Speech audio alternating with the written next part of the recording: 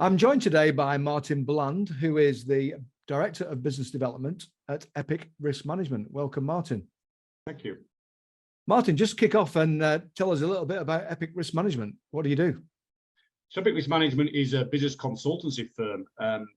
What we essentially say is our mission is to protect businesses and to protect people. So we offer a wide range of different training programs, corporate training programs, if you like, that raises awareness of the dangers that otherwise exist to a business, and especially its employees with respect to gambling harm. So the training programs that we deliver are designed to ensure that people are able to identify gambling harm, not just within themselves, but also the people around them. And that we raise awareness of the dangers that exist to the business, which can include commercial damage to the business, it can include operational damage to the business, it can certainly include human damage to the business, and of course, reputational damage to the business.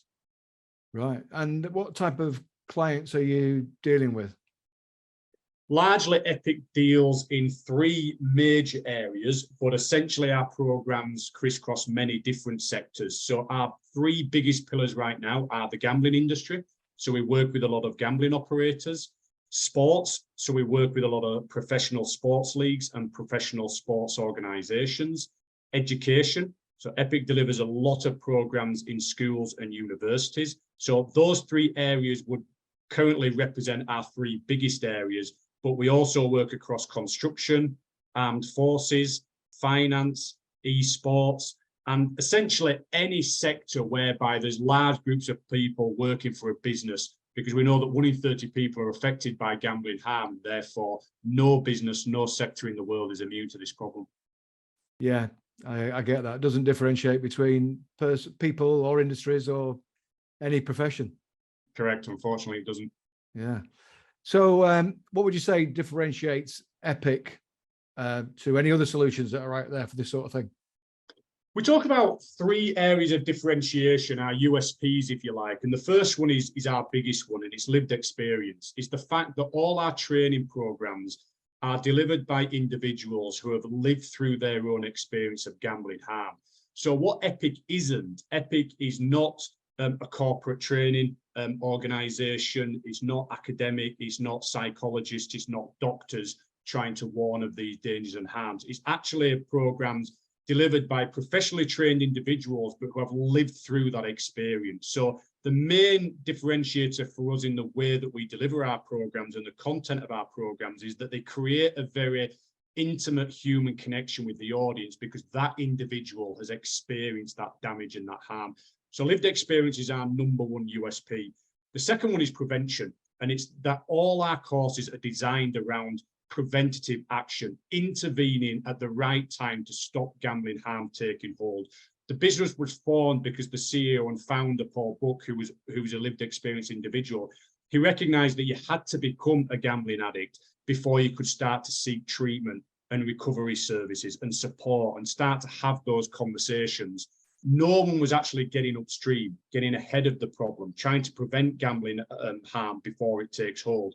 And therefore, all Epic's programs are designed around preventative action. We are not treatment, we are not recovery, we are solely focused on prevention. So that's our second major USP. Our third USP is really centered around the fact that we are a professional services organization. We are not a charity, and therefore the quality of our programs are absolutely world-class. We are multi-award winning. Our programs are accredited. Our NPS scores currently sit at 94%. 8 out of 10 learners who sit on our course rate us 10 out of 10. So 80% of people effectively rate our courses 10 out of 10. And what we also offer all our partners is an evaluation of the program. So we've developed a set of questionnaires that we provide to anyone who sits on our courses. That questionnaire was developed by Harvard University, and the questions uncover two things. The first is, what did you learn from that session?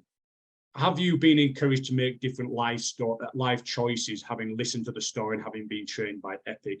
Are you in a better position to identify gambling harm and intervene in the right and more effective way. So that's the first part of the questionnaire. And what that helps to do is measure the benefits of the program. The second element of the questionnaire is that it uncovers what that individual's relationship is with gambling.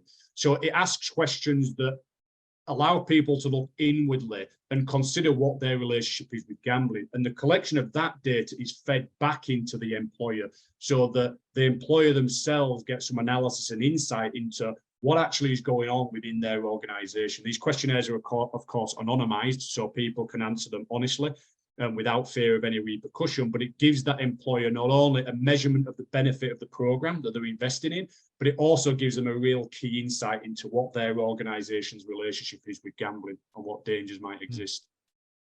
And I guess I think I know the answer to this one, but with regards gambling harm, what's the trend looking like?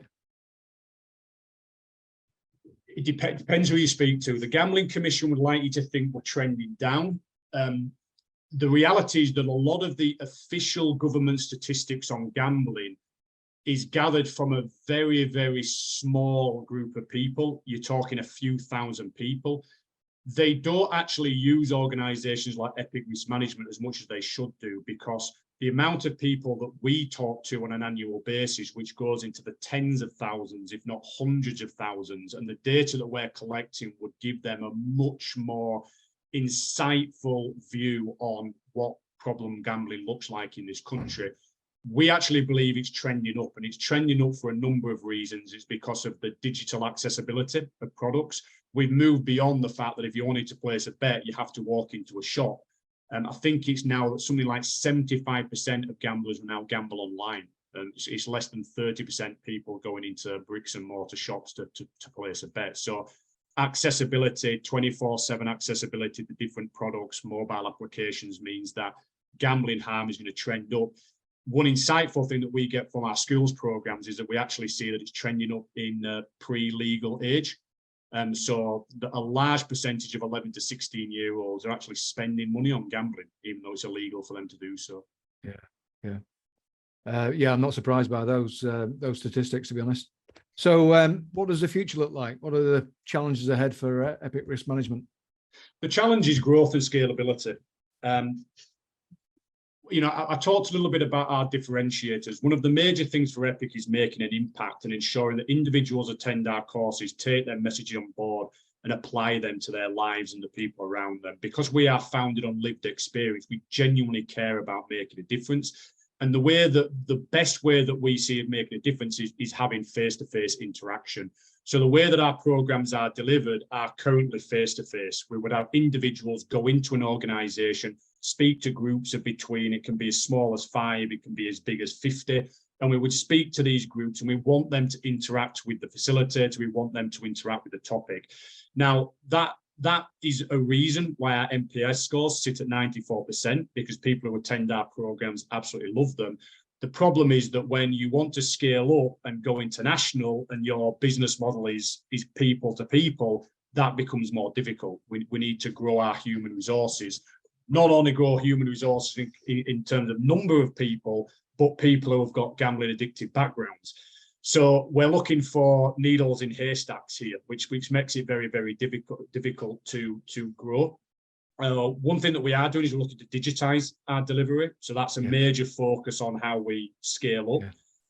We also have an issue on multilingual delivery because we largely operate in UK-speaking territories right now. All our facilitators are UK-speaking. So as we start to look at South America, Asia, Africa, etc., then we need to become more multilingual. So that's a challenge for us. But what we do know is that there is a massive need for this type of service, that what Epic delivers is very unique and it's very niche.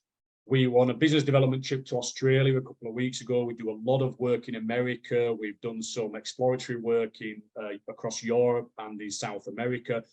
We know that Epic is very unique. What it does. There's not a lot of organizations, if any, delivering what we deliver, and we know there's a massive need for it. Therefore, the opportunity is huge. So the future for Epic is we're very ambitious on our growth plans. We've got a 2-year business plan. We're very ambitious with that. We grew by over 80% last year. Commercially, we grew by over 80% last year. And we have similar growth plans for the next 2 years. So we know there's a massive need for what we do. We're very, very ambitious about growing internationally. Great stuff. And in the time you've been there, Martin, what have you learned along the way? I've learned a lot about gambling. I can tell you that my background was actually in data and tech, and a lot of the products we sold were to the gambling operators. So gambling to me was something that really was just an enjoyable and social pastime. People that I knew, you know, gambled, as far as I was aware, safely and enjoyably. So it's opened my eyes, not just to a different world, but to the impact that that world has on organizations and on people. It's really made me understood that the human element of this can be catastrophic. In the worst case scenario, it can lead to suicide. But it can be catastrophic on businesses. And I think that's what, you know, Epic talks a lot about, protecting people, but also protecting businesses. Businesses become very, very unproductive if more and more people within their organization start to develop gambling harm. So I've really learned a lot about how we take this, this stigmatized problem and move it more into the public domain, make people aware of this. And therefore, a lot of what we do is about that. It's about trying to raise the awareness of gambling harm and get people to talk about it. Smoking, eating, drugs, mental health, all these have come out, gender inequality, etc. All these elements have started to come more and more out into the public. Gambling is not. So we have a major job to do there with respect to that. So would that be your advice to anybody involved in it right now, either as a habit themselves or somebody that they know to talk? Yeah, absolutely. I mean, look, what we say is that Epic is not a lobbyist organization. We're not anti-gambling. In fact, the individuals in our organization who previously had their own gambling harm will tell you they would love to be able to gamble. It was something that they enjoyed doing with their friends and their family. So Epic is not trying to stop gambling. What we want to do is to ensure that people do it within their means, they do it safely, and they do it enjoyably. So that's about raising awareness at the right time. As I said, Epic's about prevention. It's about saying, if you get yourself into this state, you'll never be able to gamble again ever in your life. Whereas if you get ahead of that problem, then you'll be able to continue to do it enjoyably and safely and within your means. So our message is about that. It's not about don't gamble. It's about do it within your means. Yeah. Brilliant. Thank you so much, Martin. I love what you're doing.